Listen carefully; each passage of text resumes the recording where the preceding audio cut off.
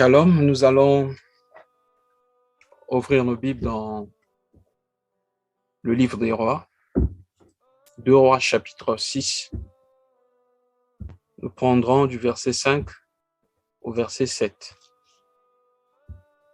Et comme l'un d'eux abattait une poutre, le fer tomba dans l'eau. Il s'écria: « Ah, mon Seigneur, il était emprunté. » L'homme de Dieu dit: « Où est-il tombé ?» Et il lui montra la place. Élisée coupa un morceau de bois, le jeta à la même place et le fit surnager. Puis il dit: « Enlève-le. » Et Élisée avança il avança la main et le prit. Amen. Bien-aimés, ça fait déjà plus de 2 mois que nous partageons ce thème qui concerne le mystère autour du fer qui surnage, plutôt le mystère derrière le fer qui surnage. Et ça fait déjà 3 séances, si je ne me trompe pas, que nous avons pris comme sous-thème l'enlèvement de l'Église. Et la fois passée, parlant de l'enlèvement de l'Église, nous avions pris l'histoire des 10 vierges, la parabole des 10 vierges qu'avait donné le Seigneur Jésus-Christ dans Matthieu chapitre 25. Et la fois passée, nous n'avions pas fini avec les 10 vierges. Donc, prenez vos Bibles, nous allons prendre Matthieu chapitre 25. Matthieu chapitre 25, et nous lirons du verset 1er jusqu'au verset 13. Alors, le royaume des cieux sera semblable à 10 vierges qui, ayant pris leur lampe, allaient à la rencontre de l'époux. 5 d'entre elles étaient folles et 5 sages. Les folles, en prenant leur lampe, ne prirent point d'huile avec elles. Mais les sages prirent avec leur lampe de l'huile dans des vases. Comme l'époux tardait, toutes s'assoupirent et s'endormirent.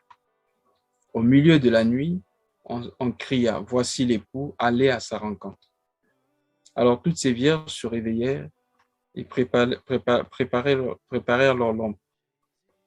Les folles dirent aux sages: « Donnez-nous de votre huile, car nos lampes s'éteignent. » Les sages répondirent: « Non, il n'y en aura pas assez pour nous et pour vous. Allez plutôt chez ceux qui en vendent et achetez-en pour vous. » Pendant qu'elles allaient en acheter, l'époux arriva. Ceux qui étaient prêts entrèrent avec lui dans la salle des noces, et la porte fut fermée. Plus tard, les autres vierges vinrent et dirent: « Seigneur, Seigneur, ouvre-nous. » Mais il répondit: « Je vous le dis en vérité, je ne vous connais pas. Veillez donc, puisque vous ne savez ni le jour ni l'heure. » Amen. La fois passée, nous avions dit que la parabole des 10 vierges que le Seigneur Jésus avait donnée, c'est l'histoire de l'Église du commencement jusqu'à la fin.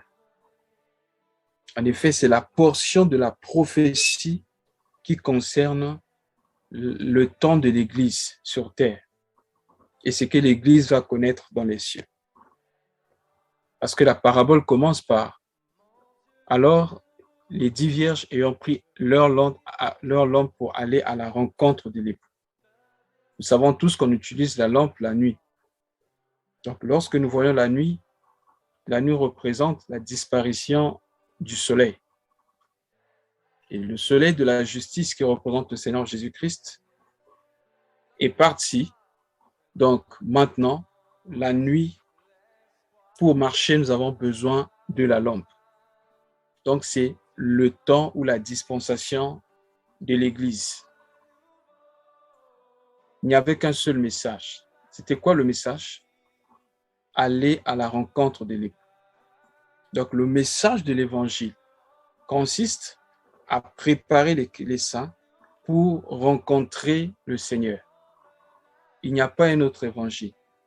L'évangile que le Seigneur Jésus a prêché que les apôtres ont prêché consistait à préparer les gens à entrer dans le royaume. Souvenez-vous, après son ascension, après sa résurrection, la Bible dit qu'il était resté 40 jours enseignant les disciples sur des choses qui concernent le royaume.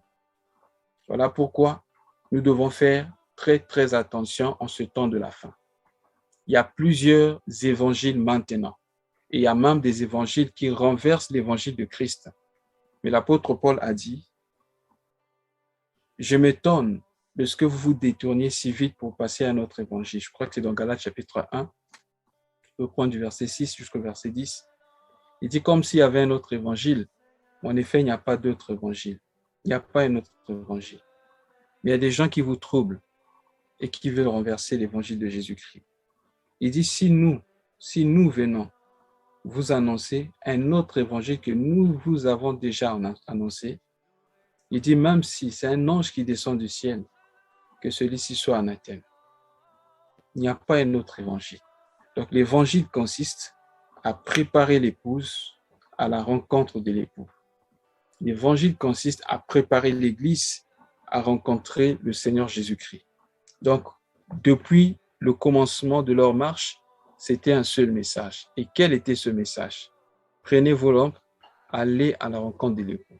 Donc, notre marche sur terre, frère, c'est une marche, bien aimée, qui est orientée vers le Seigneur Jésus-Christ. Nous avions pris l'exemple d'Éléazar de Damas la fois passée. La Bible dit qu'Abraham avait demandé au serviteur le plus ancien de sa maison d'aller chercher une femme pour son fils, Isaac. Mais il dit, faut chercher la femme dans ma contrée, au milieu des membres de ma famille. Et Éléazar de Damas avait été dans la maison du cousin d'Abraham. C'est là-bas qu'il va croiser Rebecca. Et lorsqu'il a pris Rebecca, Éléazar a pris Rebecca, Éléazar a emmené Rebecca vers Isaac. Imaginez-vous, qu'est-ce que Éléazar disait à Rebecca pendant toute la route? Certainement, il parlait du fils de son maître, Isaac. Donc c'est ça, bien aimé, le rôle du Saint-Esprit. Le Seigneur Jésus a dit, il est avantageux pour vous que je m'en aille. Parce que si je ne vais pas, lui ne viendra pas. Et quand il sera, écoutez bien, quand il sera venu, il me glorifiera. Donc le Saint-Esprit glorifie Jésus. Le Saint-Esprit parle de Jésus. Si vous voyez quelqu'un prétendre dire qu'il a le Saint-Esprit et chercher à se glorifier lui-même, comprenez que ce n'est pas le Saint-Esprit, c'est un autre esprit. Donc le Saint-Esprit ne cherche pas à se glorifier, mais le Saint-Esprit glorifie Jésus. Et le Saint-Esprit conduit vers Jésus. Les apôtres Paul faisaient la même chose. Remarquez la marche des apôtres. Même lorsqu'ils faisaient des miracles, ils ne cherchaient pas à tirer la gloire sur eux, parce qu'ils savaient qu'un seul est digne de gloire, lui seul, le Seigneur Jésus-Christ. Car lui seul a accepté les exigences de Dieu. Lui seul a porté la malédiction sur son corps afin de nous donner la vie. C'est pourquoi, frère, il faut qu'il monte et que nous diminuions. Mais si nous montons, nous le diminuons sans le savoir. Mais si nous diminuons, c'est ainsi qu'il sera vu. C'est ainsi qu'il va monter. Donc, les sages avaient pris l'huile avec elle, mais les folles n'avaient point d'huile. Et la Bible dit, pendant que l'époux tardait, tous s'endormirent, s'assoupirent et s'endormirent. À un moment de la vie, bien aimé, le sommeil spirituel peut te gagner. Mais rassure-toi, frère, que tu as le Saint-Esprit. Mais tu dois veiller, c'est ça le problème. Tu dois veiller. Christ a dit, veillez et priez pour ne pas céder à la tentation. Comme l'époux tardait, tous s'endormirent. Et lorsque nous regardons l'histoire de l'Église, à un moment donné, l'Église a connu comme un sommeil spirituel. Et il fallait que Dieu envoie d'autres serviteurs pour les réveiller. Et lorsque nous regardons, la même chose s'est produite au temps de Moïse. Lorsque Moïse était parti sur la montagne pour recevoir les tables de la loi, la Bible dit, le peuple avait commencé à murmurer en disant, ce Moïse-là, nous ne savons pas ce qui lui est arrivé. Alors ils s'approchèrent d'Aaron. Ils ont dit à Aaron, fais-nous un Dieu que nous voyons. Parce que ce Moïse qui est parti, nous ne savons pas ce qui lui est arrivé. C'est la même chose qui s'est passée aujourd'hui. Christ est parti. Et vous verrez des gens qui vont vous dire, depuis que vous dites qu'il reviendra, il n'est jamais revenu. Jusqu'à quand on va l'attendre? Et comme bien aimé, il tarde de revenir. La Bible dit, les enfants d'Israël ont demandé un Dieu, un autre Dieu. Et finalement, ils ont pris l'or qu'ils avaient, ils ont mis dans un moule. La Bible dit, ils ont fabriqué un Dieu en forme de bœuf en or. Ils ont commencé à crier, ô Israël, voici ton Dieu, adore-le. Ils ont commencé à faire des sacrifices à ce Dieu-là. Le bœuf, dans la Bible, est souvent l'image du serviteur. Aujourd'hui, Christ tarde à venir. Beaucoup de gens qu'on appelle hommes de Dieu sont devenus pratiquement comme de Dieu aujourd'hui. Les gens commençaient à adorer la créature à la place du Créateur. D'autres ont même perdu la vision du retour de Jésus-Christ. En amenant les yeux fixés sur la création, sur les biens matériels. On n'attend plus Christ. On ne prépare plus les chrétiens pour la rencontre de Christ, pour rencontrer le Seigneur Jésus-Christ. On prépare les chrétiens pour qu'ils rentrent dans leur saison de bénédiction, saison de domination. Et quand on parle de domination, c'est la domination terrestre, bénédiction terrestre, des biens matériels. Alors que les apôtres préparaient les chrétiens pour rencontrer le Seigneur. Et ces gens vivaient comme s'ils vivaient leur dernier jour. Voilà pourquoi ils ne se livraient pas au péché. Parce qu'ils savaient qu'à tout moment, l'enlèvement pouvait avoir lieu. L'apôtre Paul a dit, je ne veux pas, frère, que vous soyez ignorants au sujet de ceux qui dorment. Il dit, si Christ est mort, qu'il est ressuscité, Dieu ramènera avec Christ ceux qui sont morts et ressuscitera, bien aimé, avec Christ ceux qui sont morts. Après, il dit, au son de la trompette, les morts ressusciteront premièrement, nous serons changés et nous allons monter à la rencontre du Christ dans les airs. Paul croyait que l'enlèvement allait avoir lieu pendant qu'il vivait encore. Voilà pourquoi tout le temps, il se préparait. Tout le temps, il veillait à ce qu'il ait toujours l'huile dans son vase. Mais les folles n'avaient pas d'huile avec eux. L'huile, frère, c'est l'image du Saint-Esprit. La Bible dit, ne marchez pas selon la chair, mais marchez selon l'Esprit. Aujourd'hui, il y a beaucoup qui prétendent être nés de nouveau. Mais la Bible dit, celui qui n'a pas l'Esprit de Dieu, Dieu ne le connaît pas. Même si tu donnes de l'argent à l'église, même si on t'a donné un poste à l'église, même si tu as des qualités, tu as des compétences, même si tu sers au milieu des hommes à l'église, frère, si tu n'as pas l'Esprit de Dieu, sœur, si tu n'as pas l'Esprit de Dieu, tu perds ton temps. Le plus important, c'est marcher comme Christ. Le plus important, ce n'est pas bien aimé de servir. De servir, c'est bien. Mais être, c'est d'abord ce qui compte devant Dieu. Ce qui compte devant Dieu, c'est d'abord ce que tu es avant ce que tu as ou ce que tu fais devant Dieu. Plusieurs personnes sont centrées simplement sur les activités. C'est facile. Demande aux chrétiens concernant sa relation avec le Seigneur Jésus-Christ. Il va te parler des activités de l'Église. Non, j'ai fait ceci, je jeûnais, je fais ceci. Oui, toutes ces choses, c'est bien de les faire.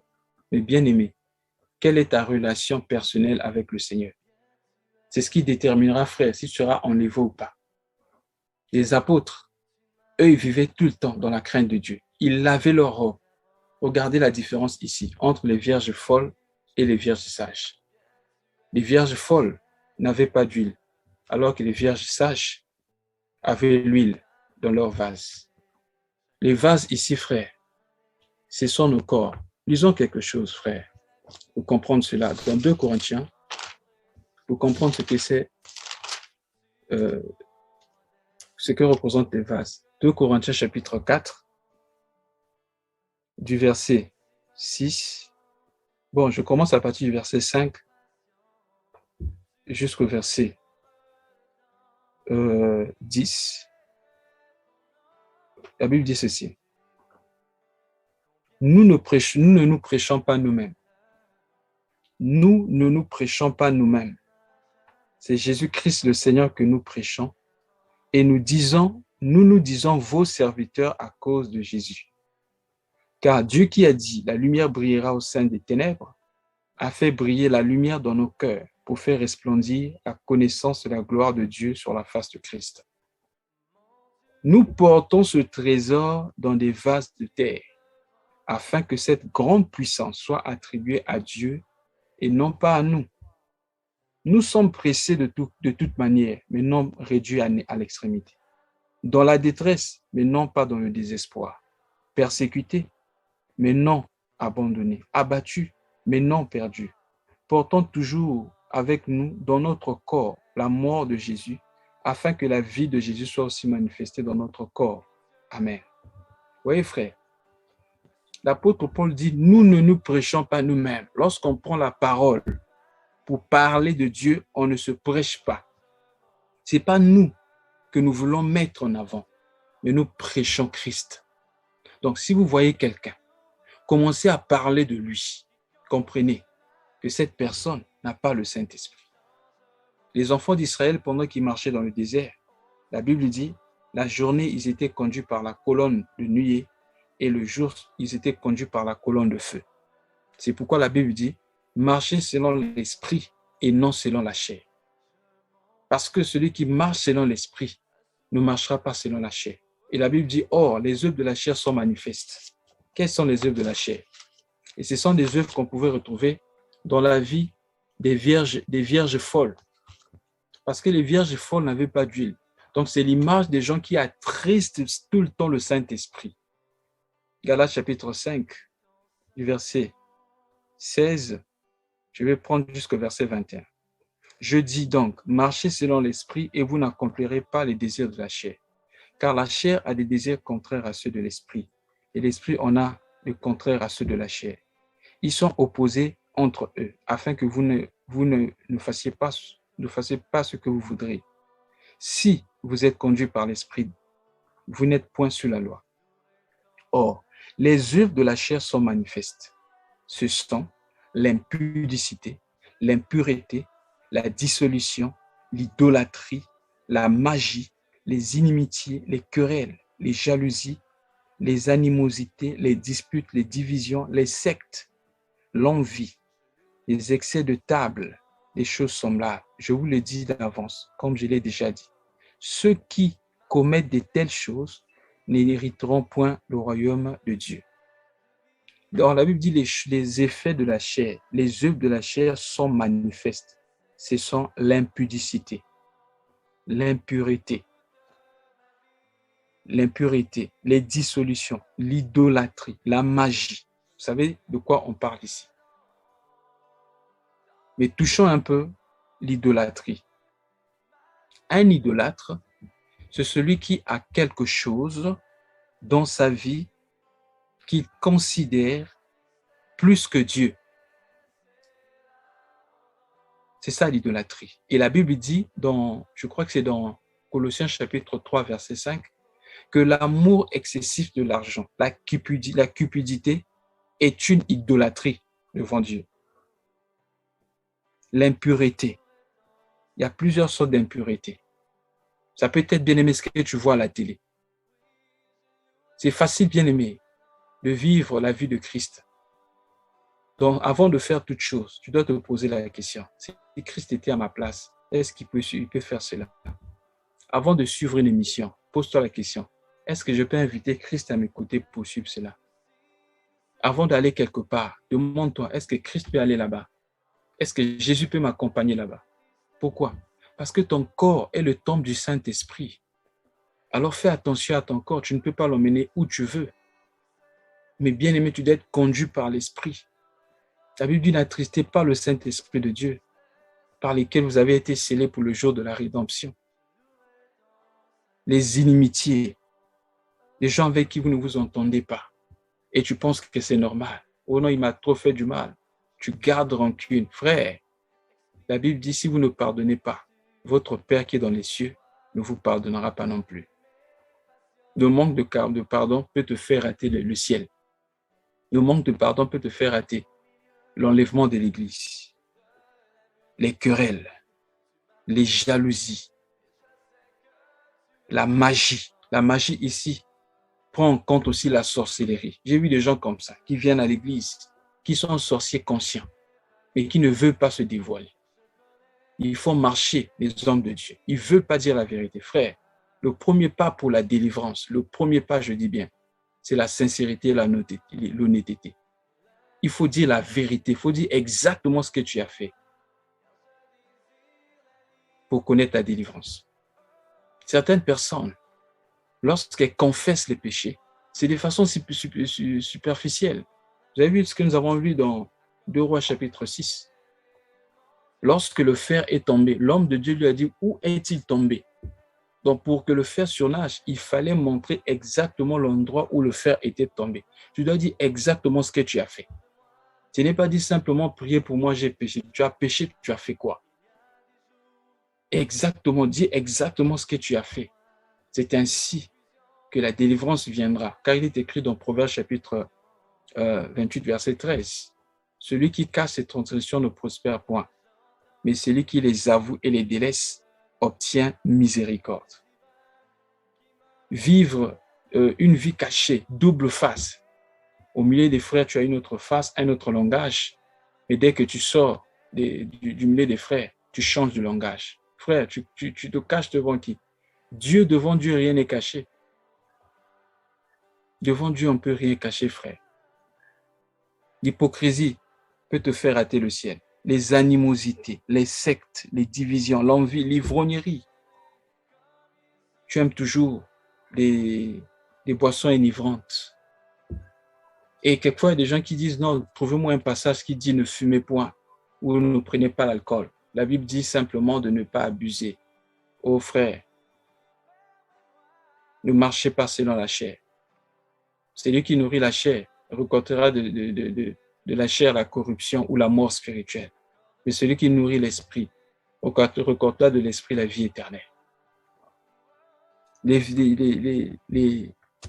vierges folles, c'est des gens qui étaient en Christ, mais bien aimés, qui ne faisaient pas attention à leur marche. Ils vivaient comme ceux du monde. Plutôt, elles vivaient comme ceux du monde. Les vierges folles n'avaient pas d'huile. Tout ce qui était important pour elles, c'était simplement les activités spirituelles. Ils priaient Dieu pour apaiser leur conscience. Ils lisaient la Bible pour apaiser leur conscience. Ils venaient aux réunions de prière parce qu'on les a appelés. Pour ne pas que le frère me dérange, me dit pourquoi tu n'es pas venu, pourquoi tu n'as pas assisté à la prière. Frère, si pour prier, on doit te stimuler, ça veut dire que certainement tu n'es pas encore né de nouveau. Parce que c'est pour ton propre bien, en effet. Mais remarquez ce qui est écrit. Au milieu de la nuit, on cria, voici l'époux, allez à sa rencontre. La Bible dit, alors toutes ces vierges se réveillèrent et préparèrent leurs lampes. Mais les folles dirent aux sages, donnez-nous de votre huile, car nos lampes s'éteignent. Qu'est-ce que les sages disent? Non, il n'y en aura pas assez pour nous et pour vous. Allez plutôt chez ceux qui en vendent et achetez-en pour vous. Voilà l'une des caractéristiques de la nuit. Lorsqu'on commence à vendre l'huile, sachez que frère, c'est la nuit. L'huile, c'est l'esprit de Dieu. Lorsque vous voyez des gens commencer à monnayer, vendre le Saint-Esprit, vendre l'onction moyennant quelque chose, comprenez que c'est la nuit. Frère, on ne peut pas vendre le Saint-Esprit. C'est pourquoi nous avions dit la fois passée, si un homme de Dieu te demande l'argent, t'exige de l'argent pour la délivrance ou pour qu'il prie pour toi, fuis cet homme, il est dangereux. Jésus a dit, vous avez reçu gratuitement, vous aussi, vous devez donner gratuitement. Quels que soient les miracles qu'il fait, les miracles ne justifient pas la présence de Dieu. Car en Égypte, lorsque Moïse a opéré un signe, les gens de Pharaon aussi avaient fait un miracle. Et Jésus a dit par rapport aux faux prophètes qu'ils feront des grands miracles et des prodiges. Et si cela était possible, si c'était possible, ils pourraient même séduire les élus. Donc, ne nous attachons pas aux miracles, mais cherchons la connexion avec Dieu. Cherchons, bien aimé, la vie. Et la Bible dit par rapport à ces faux prophètes, vous les reconnaîtrez à leurs fruits. Aujourd'hui, plusieurs sont séduits parce qu'ils regardent aux dons. Les dons spirituels, bien aimés, peuvent facilement te tromper. Parce qu'il y a des gens qui manifestent des dons qui sont semblables aux dons de l'esprit. Je vais vous montrer un passage dans la Bible, dans Actes chapitre 16. Parce qu'aujourd'hui, si quelqu'un se présente à toi, il te donne par exemple un message qui arrive, tu vas certainement te dire que non, mais celui-ci ou celle-ci, c'est quelqu'un qui vient de Dieu. Oh non, il m'a révélé des choses que les gens ne connaissent pas. Il m'a dit des choses qui sont arrivées dans ma vie. Certainement, cette personne est de Dieu. Regardez ce qui s'est passé dans Actes chapitre 16, du verset 16 au verset 18. La Bible dit, comme nous allions au lieu de prière, une servante qui avait un esprit de python. Écoutez bien, ma version du second dit, elle avait un esprit de python, donc elle avait un démon. Et qui, devinant, procurait un grand profit à ses maîtres, vint au-devant de nous et se mit à nous suivre, Paul et nous, en criant, et criait, ces hommes sont des serviteurs du Dieu très haut, et ils vous annoncent la voie du salut. Elle fit cela pendant plusieurs jours. Paul, fatigué, se retourna et dit à l'esprit, je t'ordonne au nom de Jésus-Christ de sortir d'elle. Et elle sortit, et il sortit à l'heure même. Vous voyez? Elle avait un esprit de python. Et cet esprit-là, l'esprit de divination, lui donnait la capacité de prédire l'avenir. Et c'était moyennant quelque chose. Donc, quand vous voyez quelqu'un vendre ses dons spirituels, utiliser un don pour se faire de l'argent, comprenez que ce n'est pas le Saint-Esprit, ce n'est pas l'Esprit de Dieu. Regardez ce qu'elle disait. Et pourtant, ce qu'elle disait était vrai. Elle dit que ces hommes sont des serviteurs du Dieu très haut. Paul et Silas, c'étaient des serviteurs du Dieu très haut et ils annonçaient véritablement le salut.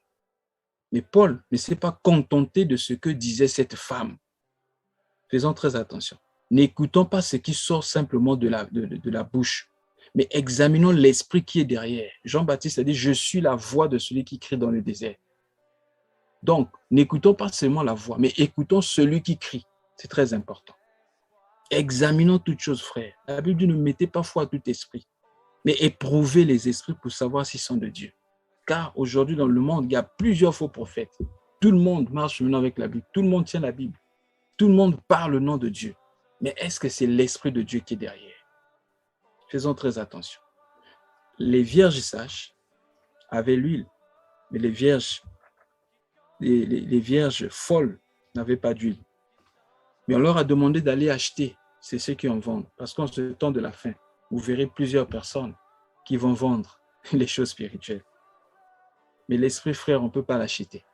Il n'y a pas de demi-mesure avec l'esprit. Dans les Actes des Apôtres, toujours, il y avait un magicien qu'on appelait Simon. Cet homme avait fait croire aux gens qui s'étaient repentis, mais il n'avait pas vraiment abandonné la magie. La Bible dit, lorsque Pierre et les autres sont arrivés à Samarie, il a vu comment Pierre imposait les mains aux genoux, les gens tombaient. Il va dire à Pierre, ô homme frère, je vais vous donner un peu d'argent, comme ça moi aussi lorsque je vais imposer les mains, les gens vont commencer à tomber. Pierre lui a dit, tu penses que le don de Dieu peut être échangé contre de l'argent? Tu penses vraiment que le don de Dieu peut être échangé contre de l'argent? Aujourd'hui, ce n'est pas Simon qui va vers Pierre. Aujourd'hui, ce sont les pierres entre parenthèses qui demandent de l'argent. Oh non, moi, mon ministère a décollé parce que j'avais donné une somme conséquente. J'avais donné une offrande symbolique. Toi aussi, sème dans mon ministère. Tu verras ce que Dieu va faire dans ta vie. Oh bien-aimé, faisons très attention. La Bible dit, l'époux était arrivé et les vierges sages étaient rentrées pour les noces. Et quand les vierges folles sont arrivées, c'était trop tard. La porte était déjà fermée. C'est comme au temps de Noé. Quand les animaux sont rentrés dans l'arche, c'est Dieu lui-même qui avait fermé la porte derrière. Et quand elles ont frappé, qu'est-ce que le Seigneur leur a répondu? Je ne vous connais pas. Verset 11, plus tard, les autres vierges vinrent et disent, Seigneur, Seigneur, ouvre-nous. Mais il répondit, je vous le dis en vérité, je ne vous connais pas. Pour mieux comprendre ça, on va atterrir en lisant Matthieu chapitre 7. Matthieu 7, 21 à 23. Matthieu chapitre 7, 21 à 23. Il est écrit, ceux qui me disent Seigneur, Seigneur, n'entreront pas tous dans le royaume des cieux. Mais celui-là, seul qui fait la volonté de mon Père, qui est dans les cieux. Plusieurs me diront ce jour-là, écoutez bien frère, plusieurs, pas peu, mais plusieurs, un grand nombre me diront ce jour-là, Seigneur, Seigneur, n'avons-nous pas prophétisé par ton nom? N'avons-nous pas chassé les démons par ton nom? N'avons-nous pas fait beaucoup de miracles par ton nom? Alors je leur dirai ouvertement, je ne vous ai jamais connu. Retirez-vous de moi, vous qui commettez l'iniquité. C'est pourquoi, frère, je rappelle encore, le plus important chez Dieu, c'est d'abord notre communion avec lui. Ce n'est pas le service.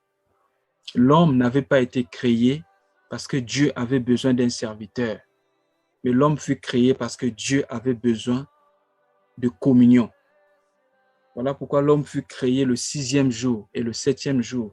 Il n'a pas commencé par travailler, mais il a commencé d'abord par le repos.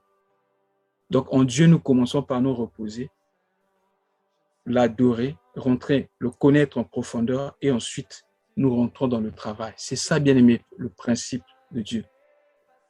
Le plus important, frère, ce n'est pas le travail. C'est bien de travailler, c'est bien de prêcher, c'est bien de prier, de rassembler les gens, d'organiser, bien aimé. C'est très important, le zèle de l'évangile.